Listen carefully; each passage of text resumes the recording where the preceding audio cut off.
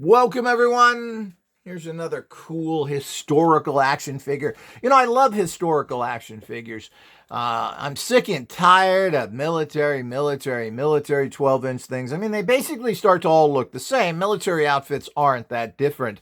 And of course, companies that do produce action figures like Has Boring Bow, who makes a GI Monkey, is doesn't tend to go and do anything overly. It's all overly exciting or different. They shy away from it. It's the same old military stuff, and even when they do certain special areas of the military, they tend not to do anything overly interesting. Like I haven't seen a Air Force Special Forces, and so many things they could do that are interesting. Or, where are all of the foreign troops? Where are the Saudi Arabian military? I think they did put out an Israeli defense unit, but where are these things? There are forces all over the world. You don't see any of this. It's the same old boring that you see all the time with Hasbro. So I like to get things that are kind of exciting. And here again, this is a work of art. And let's turn it around. Now, this is from Dragon Models. Let's go down here so we can see it. Dragon's a famous action figure manufacturer, of course, out of Hong Kong and China. Action figure, Dragon. Gee, how creative for the Japanese. They call themselves Dragon. And again, this is 2004, so it's almost 18, 20 years old. But Dragon is known, and they make a lot of historical models, and of course, these are really, again, works of art.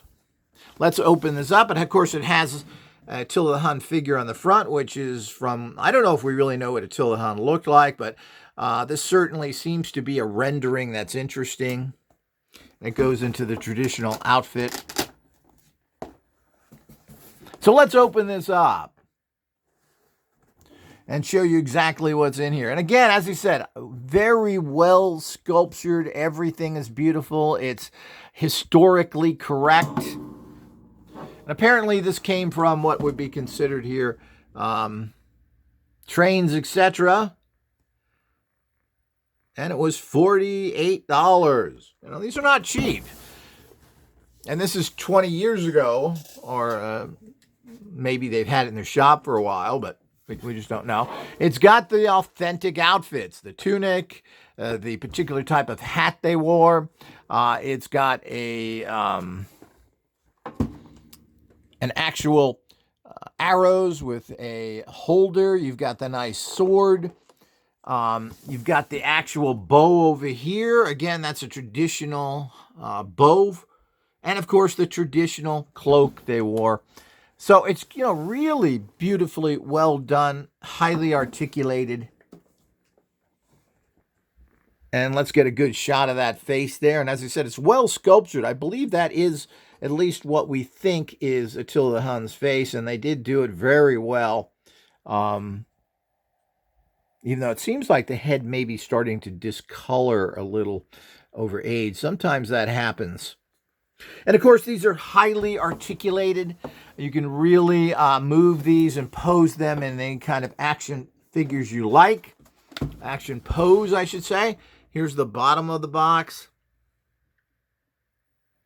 Again, a nice little photograph of the figure itself. The side of the box has it again. Attilla the Hun. And the other side again. So it's a really nice figure, and it comes in, it has this little kind of inset area here.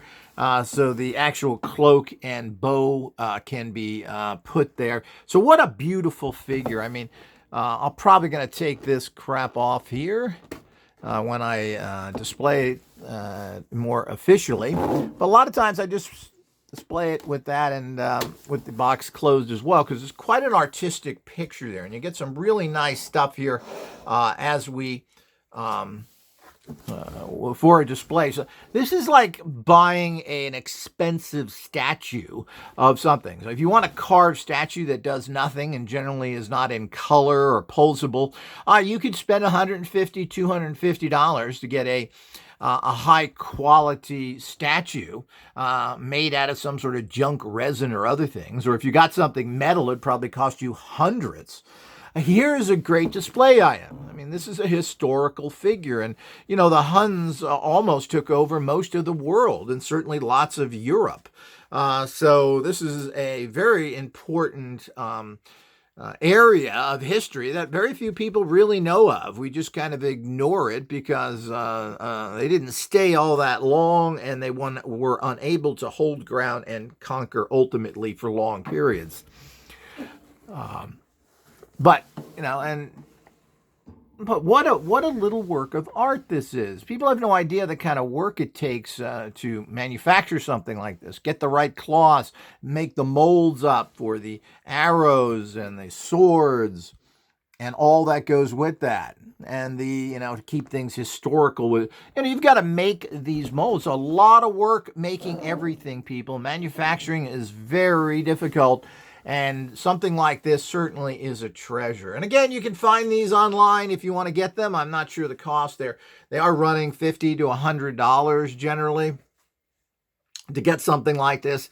But ultimately, these things, even if you care about that, they do hold their value. And these are little treasures. They're not making these anymore. If you don't get these particular runs, they're not going to be making these anymore. It's hard to find a lot of these figures. They go through particular runs and then they're doneath. And once it's doneath, you have to go to the secondary market.